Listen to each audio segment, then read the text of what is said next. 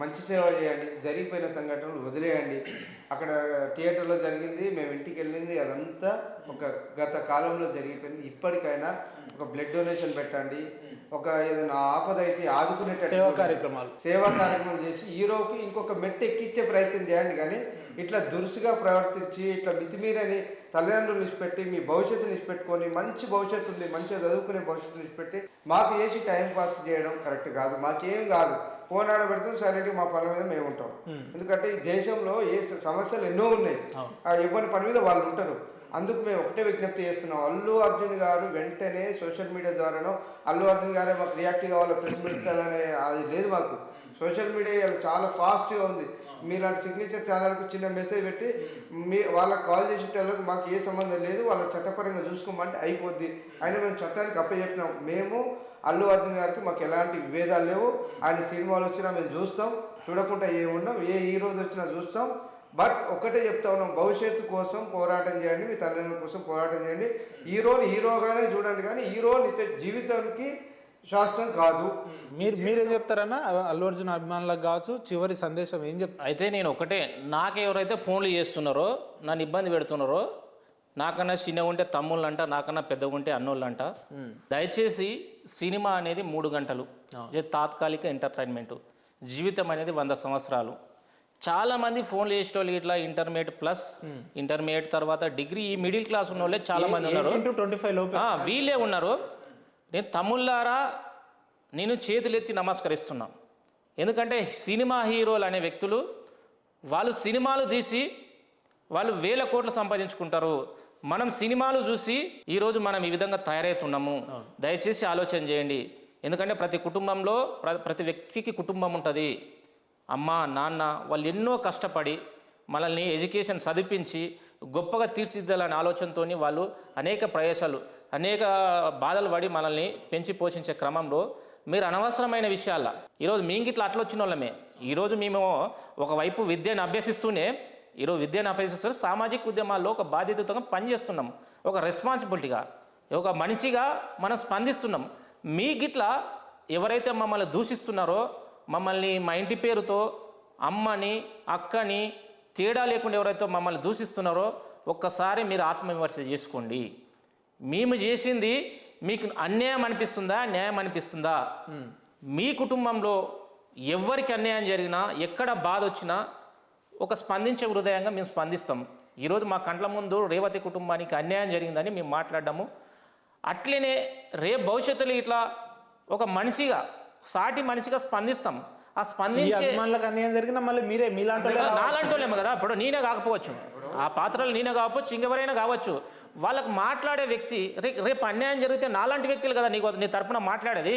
అలాంటిది మీరు ఎందుకు మిమ్మల్ని పూర్తిగా దాన్ని పర్సనల్గా తీసుకొని ఎందుకు లాగుతున్నారు, ఎందుకు గలీజ్గా మాట్లాడుతున్నారు? ఒకసారి ఆలోచన చేయలేదు తమ్ముళ్ళారా. ఆంధ్రప్రదేశ్లో ఉన్నటువంటి, తెలంగాణలో ఉన్నటువంటి అభిమానుల పేరుతో ఫోన్లు చేసే వాళ్ళకు నేను ఒకసారి రిక్వెస్ట్ చేస్తున్నా, మీరు మారండి. మీరు మారి ఈ సమాజానికి మీ వల్ల ఏమైనా చేతనైతే మీరు ఇంట్లోకి వెళ్ళి బయటకు వచ్చి ఒక 10 మందికి సాయం చేయండి, 20 మందికి సాయం చేయండి. మీరు ఒకవేళ అల్లు అర్జున్ అభిమానులు అనుకుంటే అల్లు అర్జున్ పేరుతో రక్తదాన శిబిరాలు పెట్టండి, అన్నదానం పెట్టండి, 10 రూపాయలు సాయం చేయండి, గరీబులకు సాయం చేయండి. మేము ఇట్లా అనేక కార్యక్రమాలు చేస్తున్నాం. విద్యార్థి నాయకులుగా దాదాపు ఎక్కడ సమస్య జరిగినా మా వంతుగా మేము ప్రయత్నాలు చేస్తున్నాం. కాబట్టి 35 కేసులు అయినాయి. అన్ని భరించి ఇట్లా నిలబడ్డాం. కాబట్టి మీకు శాతనైంది మీరు చేయండి.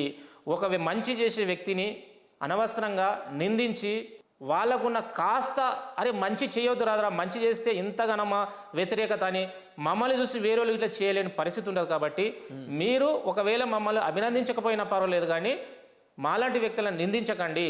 అది మీకే ప్రమాదం, మాకేం ప్రమాదం ఉండదు.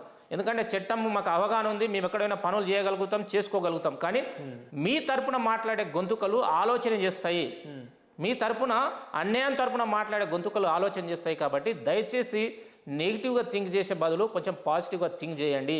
అల్లు అర్జున్ గారు అంటే మాకు అభిమానమే, ఆయన అంటే మాకు అభిమానమే, మాకు ఏం పంచాయతీ లేదు.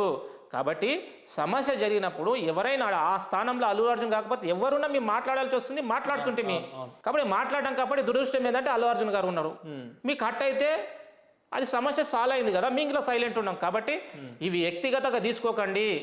సమస్య ఎక్కడ ఉంటే అక్కడ మాట్లాడతాము, ధర్మాన్ని కాపాడుతాము, న్యాయంగా బతుకుతాము, భారత రాజ్యాంగం ప్రకారం నడుచుకుందాము, భారత రాజ్యాంగం వర్ధిల్లే విధంగా మనం అందరం ముందుకు పోదామని నా సోదరులకు అందరికీ నేను విజ్ఞప్తి చేస్తాను. రైట్ సీనన్న, సరే విమర్శలు ఏవైనా కూడా రేవతి కుటుంబానికి ఏదైతే దాదాపు 2 నుంచి 2.5 కోట్ల వరకు ఆర్థిక సాయం ప్రభుత్వం నుంచి కావచ్చు, హీరో తరపు నుంచి కావచ్చు, ఇవన్నీ కలుపుకొని వచ్చింది అని అంటే ఇందాక మీరు మొదట్లో చెప్పినట్టు మీ వంతు సహకారం ప్రధానంగా ఉంది కదా.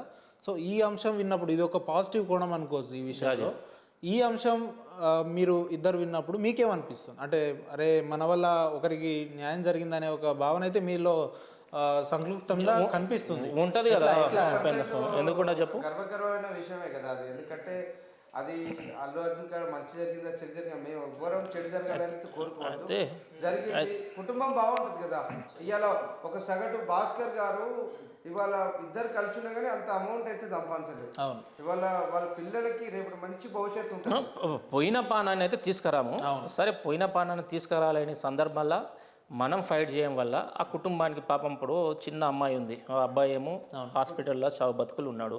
భాస్కర్కి ఇట్లా ఏంటంటే కొంచెం ఆరోగ్య సమస్యలు ఉన్నాయని తెలుస్తుంది. కాబట్టి రేవతి ఆమె బతుకున్నప్పుడు ఇట్లా భర్తని బతికించే ప్రయత్నం చేసింది. ఆమె చనిపోయి ఇట్లా కుటుంబాన్ని ఈరోజు ఆదుకునే పరిస్థితి వచ్చింది. 2 కోట్లతో ఆ పిల్లల భవిష్యత్తు, ఎందుకంటే ఆ పిల్లల వాళ్ళ మీద అకౌంట్ల